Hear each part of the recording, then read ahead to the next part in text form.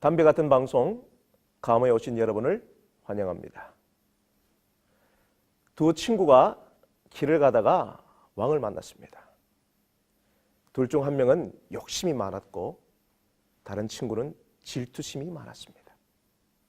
왕은 두 사람에게 만약 너희 중에 한 명이 요청하면 무엇이든지 그대로 주겠다. 단 옆 사람에게는 요청한 것의 2배를 주겠다고 말했습니다. 왕의 말을 들은 질투심 많은 친구는 먼저 나서서 요구하려 하지 않았습니다. 왜냐하면 친구가 2배로 받는 것이 달갑지 않았기 때문이었습니다. 욕심 많은 친구도 마찬가지였는데 자신이 친구보다 더 많이 차지하고 싶었기 때문이었습니다. 그래서 서로 머뭇거리며 눈치를 보고 도무지 요청하려 들지 않았습니다. 기다리던 왕이 부탁이 없으면 그냥 가겠다고 말하자 질투심 많은 친구가 드디어 입을 열었습니다. 왕이시여, 저의 왼쪽 눈을 빼주십시오. 두 번째 시간 오늘 다룰 질투의 죄는 7가지 죄악 중에 가장 강력한 감정이 농축된 죄입니다. 그래서 자신이 친구보다 더 가질 수 없다고 판단이 되면 상대에게 더 많은 피해를 주기 위해 내 눈의 한쪽을 빼는 한이 있더라도 자신의 피해를 기꺼이 감수합니다. 질투는 자기 행복을 위해서 친구의 불행을 제물로 삼는 야비하고 잔인하고 비뚤어진 왜곡된 자기 사랑입니다. 굉장한 감정적 에너지가 집중되어 질투하는 사람을 자꾸만 생각하고 그 생각하는 순간 질투라는 감정의 깊은 늪속으로 빠지게 됩니다. 19세기의 화가 이 샌디스의 작품인 사랑의 어두운 측면을 보십시오. 바로 이 여인이 질투에 가득 찬 표정, 바로 질투는 가장 강력한 감정이 동반된 이 경련하는 얼굴과도 같은 것입니다. 자, 그렇다면 질투는 도대체 어떤 죄인지 좀 더 알아봅시다. 성경 이 사무엘상 18장 6절에서 16절을 보시면 다윗이 골리앗을 쓰러뜨린 후 개선의 퍼레이드를 하고 있었습니다. 그런데 그 환영 인파 속에서 이런 찬사가 들립니다. 사울이 죽인 자는 천천히요, 다윗은 만만이로다. 이 소리를 듣고 사울은 크게 화나서 이렇게 말합니다.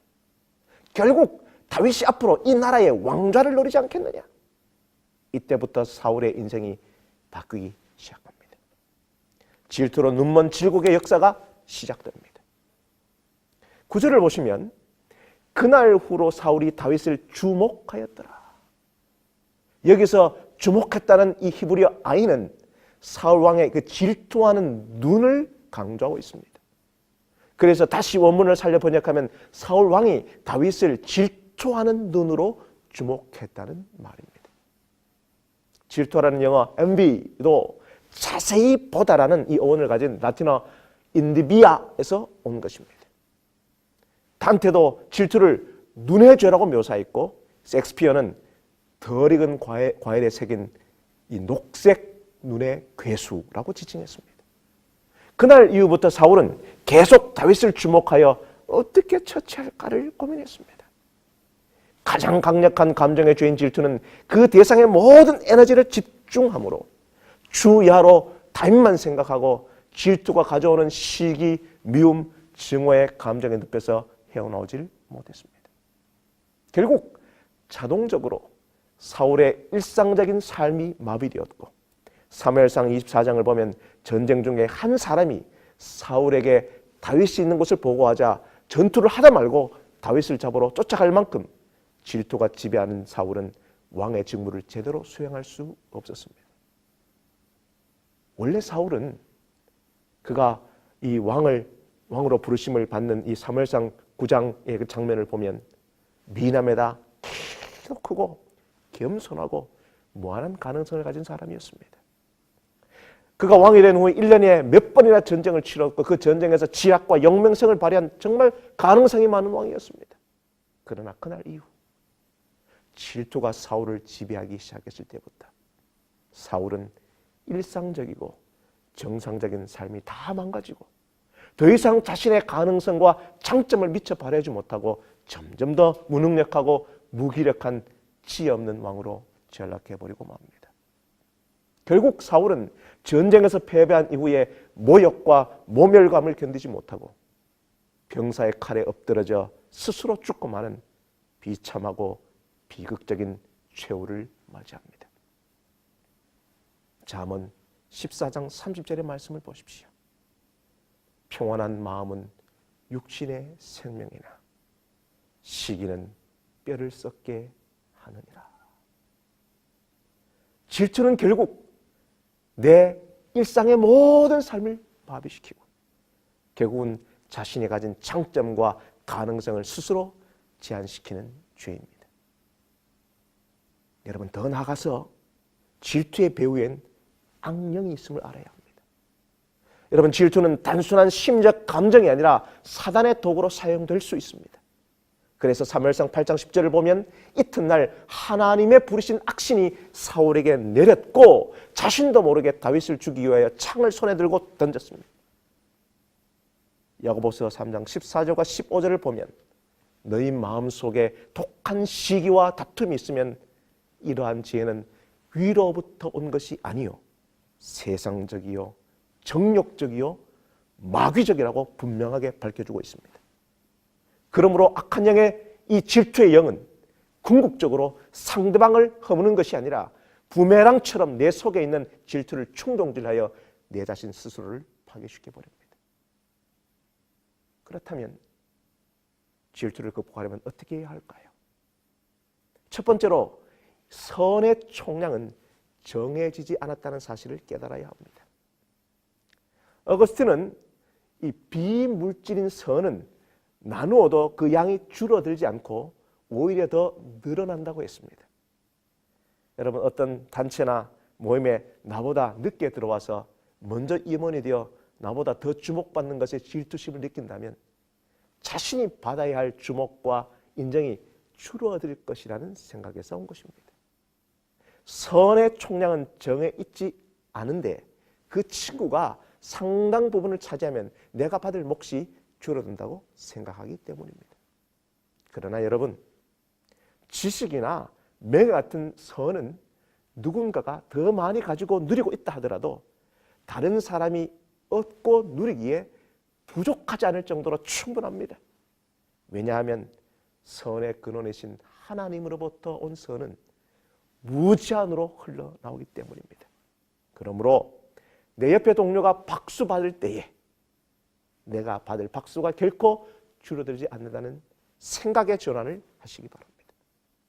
두 번째로 이미 나 자신이 가진 것에 관심을 가져야 합니다.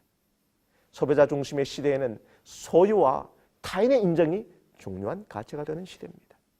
이 시대는 내가 무엇을 가졌느냐, 다른 사람들이 나에 대해 어떻게 말하느냐에 내 존재가 가치가 결정되는 왜곡된 자의식의 시대입니다. 그래서 사단의 전략은 최고인 인생만 위대하게 사는 것처럼 우리를 착각하게 만듭니다. 그러나 여러분 기억하십시오. 하나님은 1등만 아니라 2등도 사용하시고 꼴찌도 쓰십니다. 마태복음 25장의 달란트의 비유에서 몇 달란트 더 받은 사람이 더 가치 있는 사람이 아니라 누가 자신이 받은 것으로 성실하게 일했는가가 주인의 판단 기준입니다. 예수님은 소유와 타인의 시선과는 그 정반대의 길, 남들이 가지 않는 십자가의 길을 가졌습니다. 그러나 예수님의 마지막 말을 들어보십시오. 다 이루었다. 현대인들이 추구하는 가치와 전혀 다른 길을 가졌음에도 어떻게 인생을 이렇게 잘 마무리하실 수가 있었을까요? 그것은 이는 내 사랑하는 아들이요 내 기뻐하는 자라는 예수님이 자신이 가진 그 정체성을 확신하고 사셨기 때문입니다. 그러므로 남이 가진 것이 아니라 내가 가진 그것에 더 집중하고 관심을 가지고 사시길 바랍니다. 세 번째로 이웃을 축복하는 사람이 되어야 합니다. 질투의 영을 극복하려면 적극적으로 이웃을 축복하는 사람이 되어야 합니다. 토마스 아퀴나스는 질투는 다른 사람의 행복을 슬퍼하는 것이라고 했습니다. 결국 질투는 남의 불행을 기뻐하는 것이지요. 그래서 질투는 친구의 성공에 결코 박수를 지어나는 법이 없습니다. 그러므로 질투의 반대 개념은 칭찬과 축복입니다. 질투하지 않겠다는 이 결심만으로는 안 됩니다. 적극적으로 칭찬하고 축복하는 사람이 되어야 합니다. 그러므로 왜곡된 자기 사랑을 극복하고 친구가 잘 될 때 기뻐하고 넘어질 때 마음 아파하는 진정한 사랑을 만들어 가시기를 바랍니다. 마지막으로 한 이야기를 들려드릴 테니 들으시고 내 마음에 질투의 악령이 있는지 확인해 보시길 바랍니다. 이 여러 악마들이 사탄을 찾아가 불평을 늘어놓았습니다. 2년 동안 사막에 사는 어떤 수도사를 유혹했는데 돈이면 돈, 또 여자든 그들이 가진 걸 다 내밀어도 수도사에게는 소용이 없었다는 것입니다.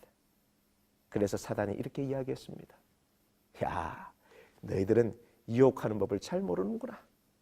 날 따라와서 이럴 경우 어떻게 행동하는지 잘 봐라. 그들 모두 그 고결한 수도사가 사는 그 동굴로 날아갔습니다.